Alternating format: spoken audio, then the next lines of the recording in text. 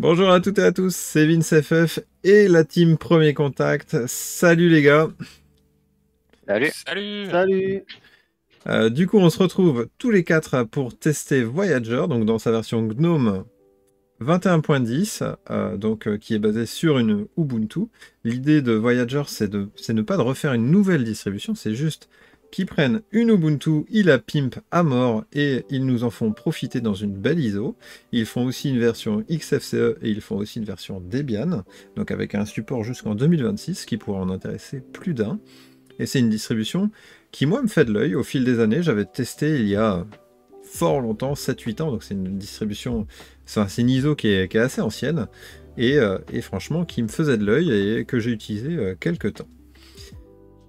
Sans plus attendre, on va partir sur la partie technique avec Benjamin. Allez Benjamin. Allez. Donc, la distribution utilise un kernel 5.13 qui est un kernel plutôt récent. Ensuite, elle utilise aussi GNOME 40. Elle possède le GNOME Software et non l'Ubuntu Software, donc elle intègre en plus de Snap les supports de Flatpak. Ensuite, au démarrage, la distribution consomme entre 800 et 1 Go de RAM, ce qui est quand même pas mal pour du GNOME. Ensuite, dans la partie défaut, la distribution a pris très longtemps à s'installer sur mon PC, donc environ 40 minutes. Ensuite, il y a eu un problème de reconnexion après veille qui a été remonté par Klaus. Et ensuite, en VM, la disposition du clavier est en anglais pendant l'installation. Yes. Voilà. Mais ce qui est étonnant, c'est qu'en dur, elle est bien en français. Ça, oui, c'est ce qui m'a coûté un problème de connexion, du coup, démarrage en fait. Ok. Et donc du coup, Benjamin, une petite note sur 5, côté technique pour la partie Ubuntu Voyager. Donc si je fais une mini conclusion, donc finalement on est sur un GNOME 40.4, donc on n'est pas sur le tout dernier, pas comme sur une Fedora où on est en 41.1. On a un kernel qui est assez récent, c'est le 5.13, donc c'est là encore pas le tout dernier parce qu'on est déjà en 5.15. Donc en fait on est un peu sur un entre-deux, une certaine stabilité, mais avec des paquets qui sont pas non plus des LTS, donc on n'est pas sur de l'ancien.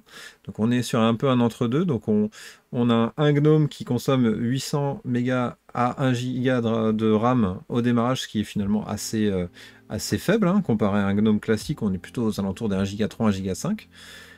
Mais on a eu quelques petits soucis liés à la veille, où lié au fait que l'installation est vraiment très longue, et même sur un SSD avec un processeur qui est très récent. Grosso modo, qu'est-ce que tu lui mettrais en note sur 5? Je mettrais un 3 sur 5. 3 sur 5, c'est noté. On passe à ta partie, Klaus, spécialiste easy to use.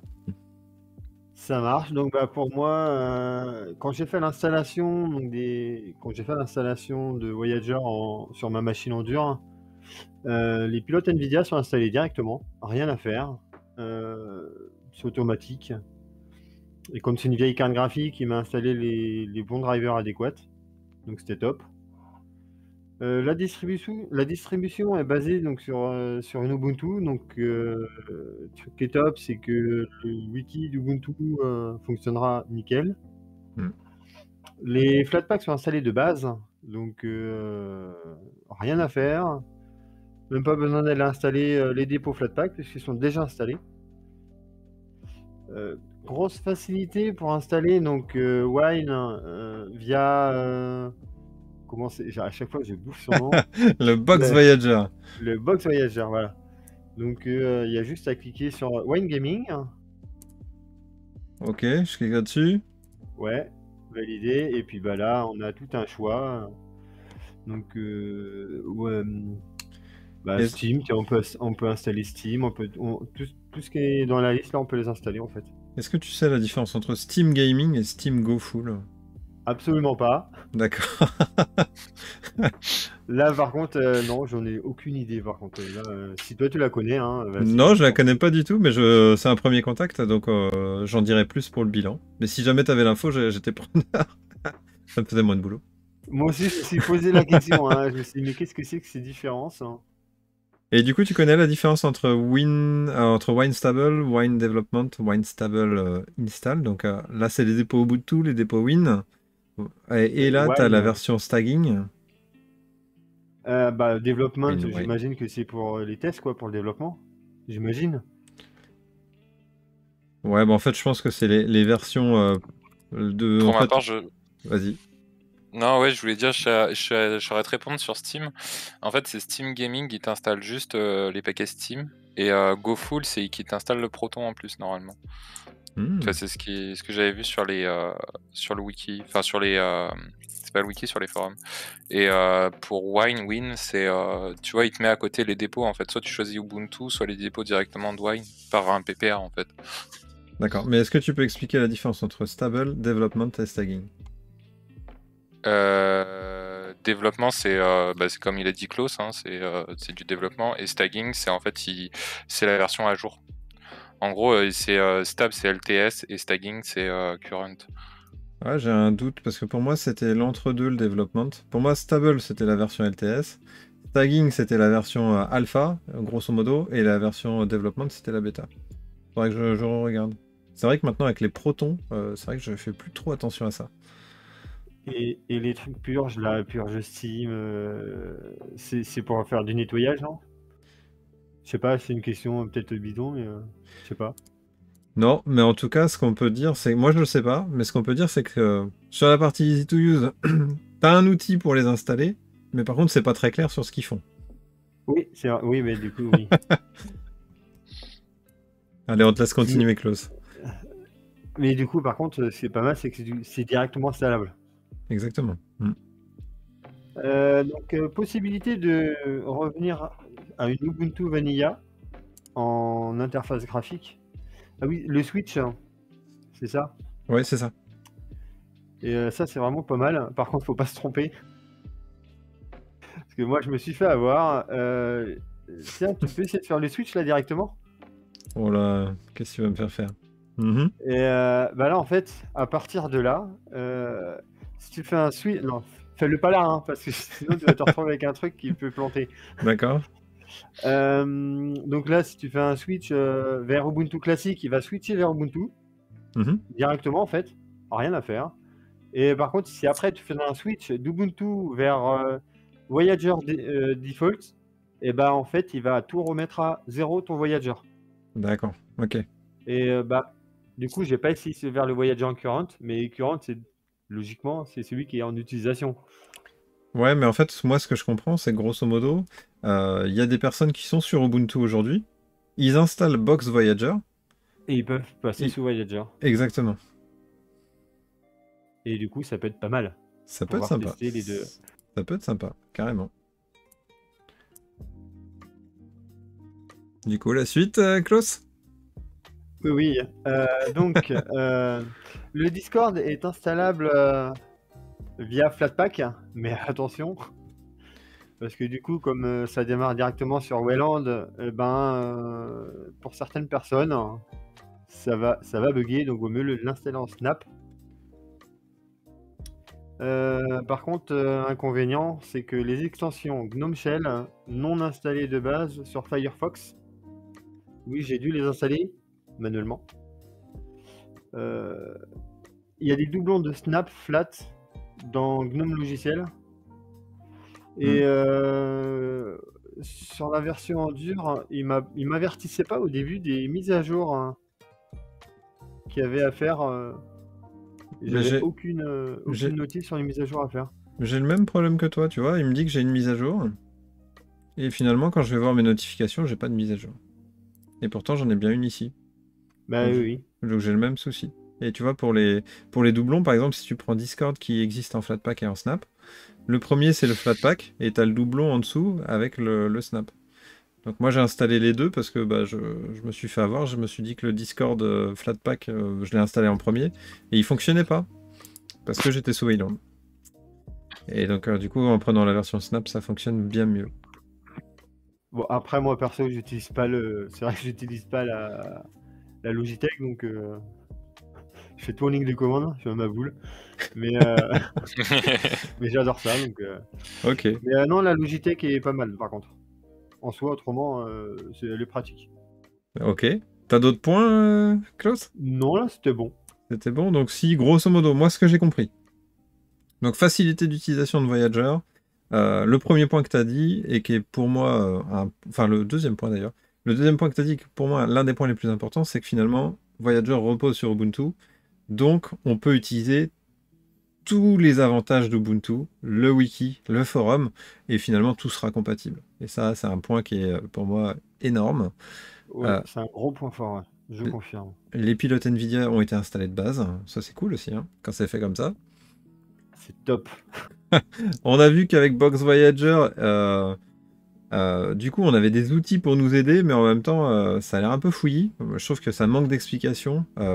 En bidouillant, en testant, on peut arriver à faire des trucs très sympas, et en même temps, j'ai l'impression qu'on peut aussi casser sa machine de façon très rapide. Je sais pas si c'est un point positif ou un point négatif, ce Box Voyager. Je vais creuser un peu plus ce sujet. Et sinon, bah, grosso modo, on avait les doublons dans la Logitech. C'est un peu le contre-coup d'avoir des Flatpak et des snaps, hein. Et en plus de ça, bah, tu avais aussi dit que les mises à jour, quand il y en a à faire, bah, en fait, t'es pas prévenu dans les notifications. Donc, c'est vrai qu'Ubuntu, normalement, tu as l'Ubuntu Software et pas GNOME Logiciel. Donc, bah, est-ce que c'est totalement compatible? Finalement, l'intégration est encore un peu moyenne. C'est ce que j'en retiens. Tu lui donnes quelle note, toi, Klaus, du coup? Alors moi qui suis pas fan de GNOME de base, je trouve que c'est une distribution qui est plutôt pas mal.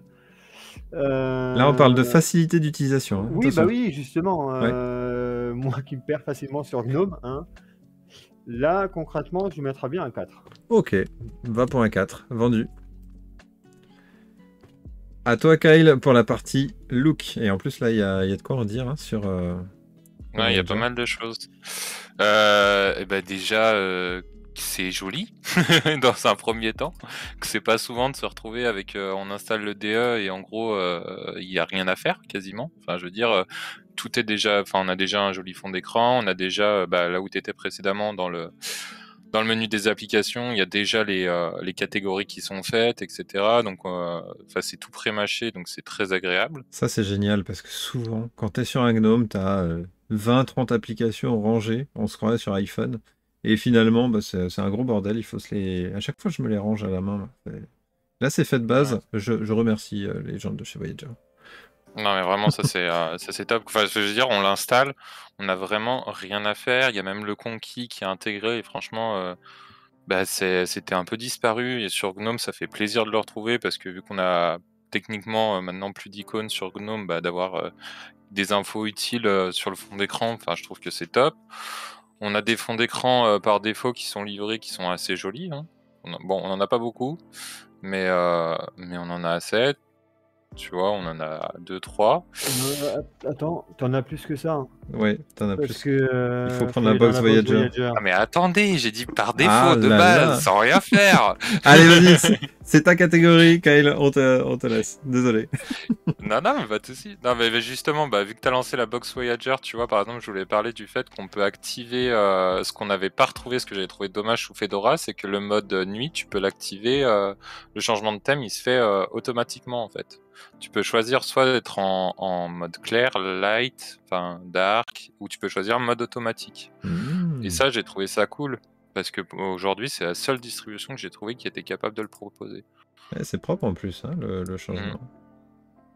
Ok. Donc ça, c'est chouette. Après, j'ai trouvé ça, je sais pas forcément si c'est un point positif ou un point négatif. Enfin, pour un démarrage, c'est un point positif. Je pense que sur le long terme, il faut quand même faire attention, mais c'est le nombre d'extensions qui sont installées de base. Il y en a quand même 24. Ah oui. Je pense que sur le long terme, ça peut poser des problèmes.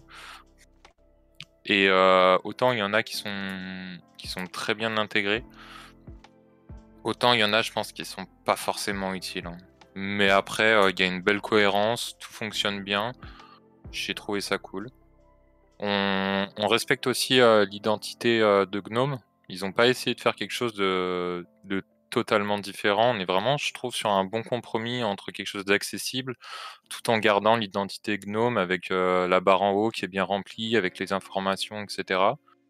Les raccourcis utiles, un dock un peu à la macOS en bas, quoi. Et je trouvais ça vraiment cohérent en fait. Donc pour moi, c'était un joli point positif. Et surtout, après, si tu vas dans le menu qui est en haut à droite, dans le menu des connexions, tu vois, tu as déjà ajustement et extension avec les paramètres qui te permettent d'aller directement à l'essentiel. Si tu veux faire des modifications, t'as pas besoin d'aller chercher dans le menu, etc. Enfin, j'ai trouvé que c'était assez logique où c'était placé. C'était assez logique. Ouais, carrément, c'est bien. Tac. C'est bien mieux que sur d'autres distributions. Par exemple, Fedora qu'on a testé la dernière fois. T'as pas ajustement, t'as pas extension. Donc là, c'est même pas. Il n'y a même pas une question d'intégration. Tu les as même pas de base. Ouais. Ça, j'ai trouvé ça cool. Après, petit point, c'est quand tu vas sur les extensions, si tu veux en rajouter, faut faire attention. Vas-y, je te laisse lancer l'application. Ouais. Parce que t'avais aussi avec la box Voyager, c'est pour ça que je me demandais Ouais. là où tu voulais. Ok. Bah, si tu vas sur le petit i en haut à gauche, tu vois, tu peux visiter GNOME Extension si tu cliques sur le site. Ça, c'est un petit détail, mais bon, ça existe quand même. Tu vois, tu es obligé de cliquer pour installer l'extension du navigateur. Ouais, bah déjà, sur Firefox. Tac. Faut faire échappe du coup pour. Ouais, t'es obligé de la rajouter en plus après. Bon, c'est un petit clic, mais bon, si t'es pas habitué et tu dois relancer, là tu pourras profiter du site, quoi. C'est un petit détail, mais bon, c'est important de le savoir, quoi. Ouais, certaines distributions, c'est déjà fait, ouais. En effet. Ouais. J'ai pas compris pourquoi ils l'avaient pas mis alors qu'ils ont mis beaucoup de choses, mais bon, pourquoi pas. Après, oui, tu peux les rajouter via Box Voyager, donc du coup, sur l'extension GNOME, tu vas dedans. Bon, après, sur l'extension, je sais pas si c'est easy to use ou design, mais le fait que ça soit tout en anglais sans explication, j'ai trouvé ça un peu succinct. Mais c'est vrai que j'aurais préféré avoir un truc un peu plus léché, quoi, pour la Box Voyager, quoi. Dire avec un peu plus, au moins une ligne explicative de ce qu'on fait, quoi. Ouais, ça fait un peu cheap. Ouais. Donc voilà, ça c'était... Hop, qu'est-ce que j'avais noté d'autre aussi? Le thème Garou, le thème qui est utilisé directement par la distrib, qui était, que je trouvais très joli, assez moderne, propre et esthétique, quoi. On est vraiment sur un compromis entre ce que GNOME propose et ce que Ubuntu propose, et le côté un peu orange. Donc moi j'ai trouvé ça vraiment tip top. Après, c'est les goûts et les couleurs. Tu vois, moi j'aime pas trop.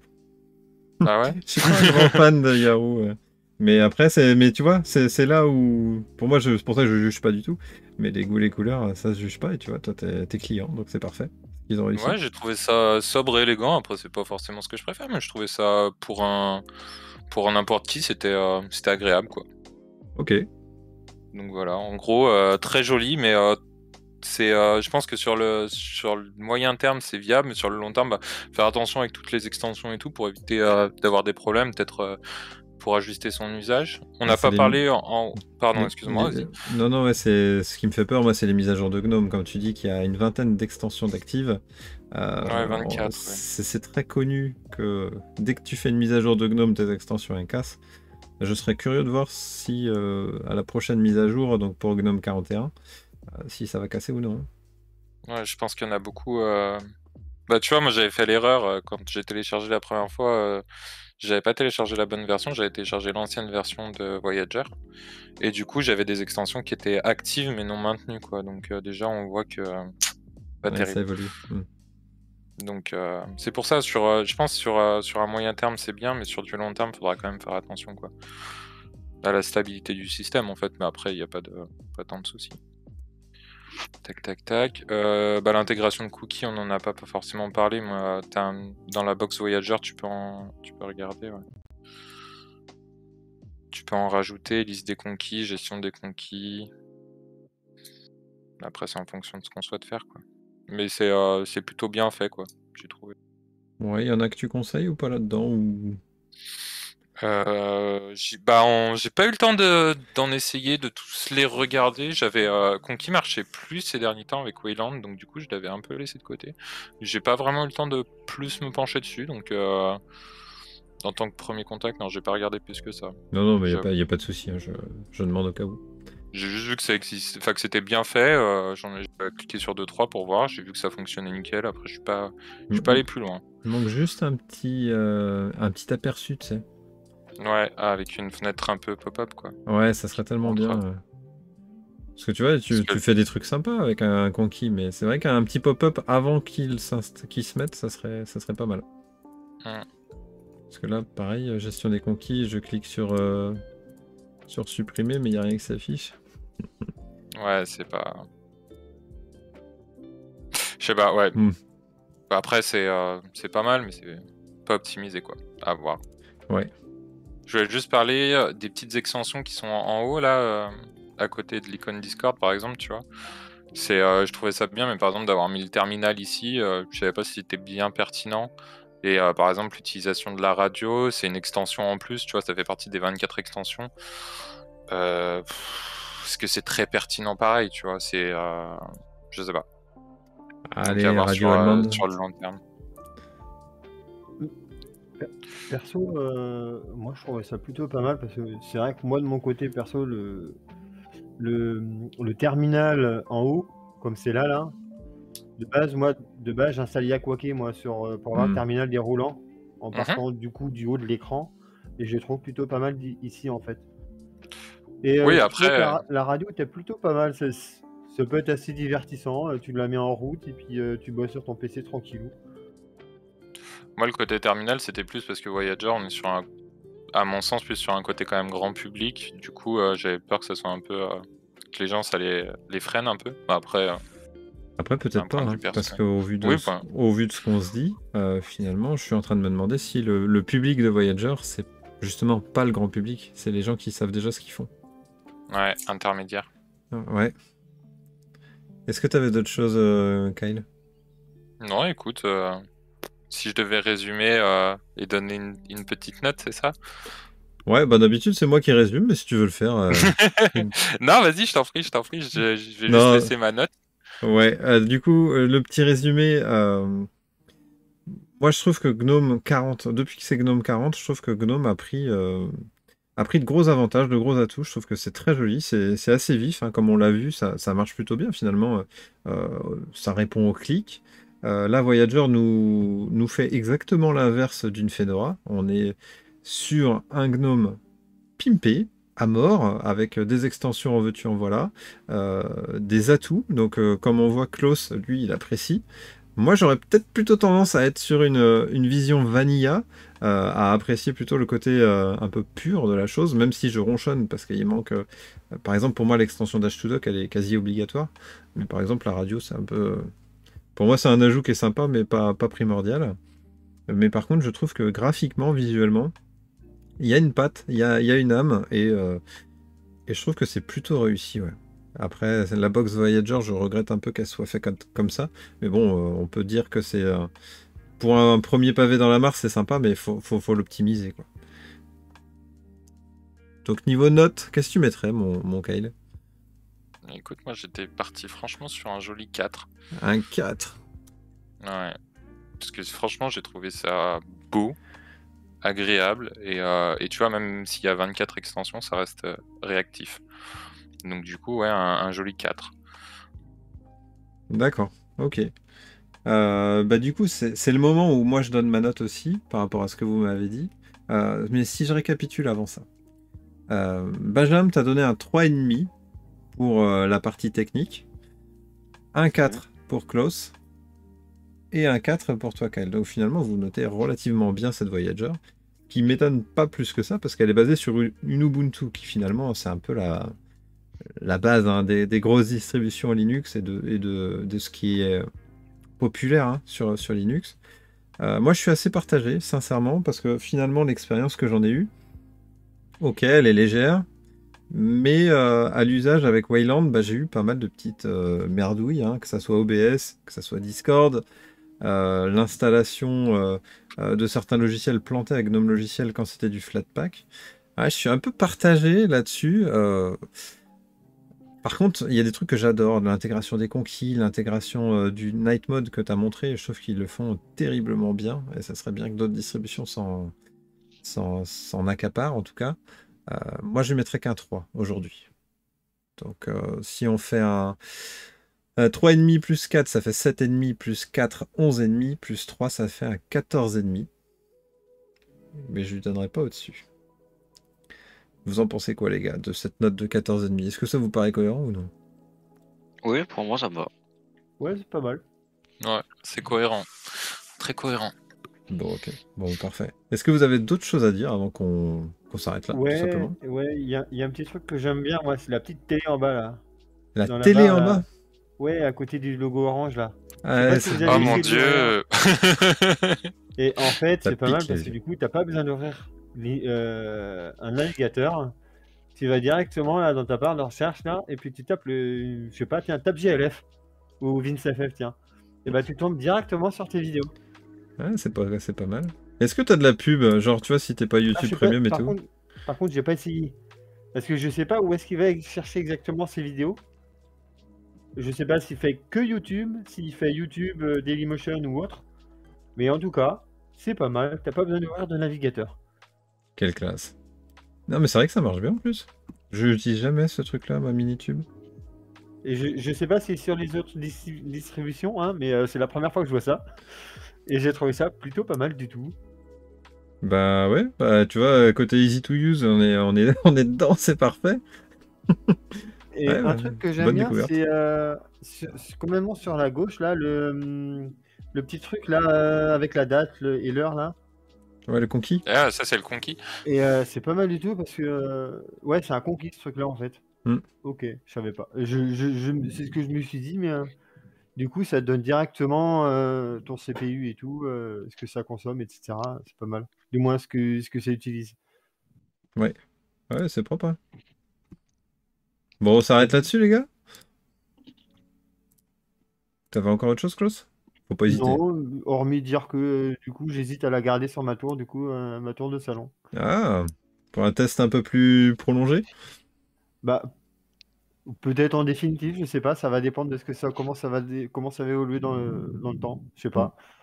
D'accord, d'accord. Bah, en tout cas, moi, je vais la tester pendant 15 jours. Et, euh, et on verra ce que ça donne sur une durée de 15 jours. Mais en tout cas, je vous remercie beaucoup hein, pour le travail que vous avez fait. Pour être présent là maintenant pour le premier contact, c'est super cool. Je vous remercie vraiment. Surtout que je l'ai installé hier soir. À la prochaine, les gars. Ouais, À la à la prochaine. prochaine. Salut. Ciao.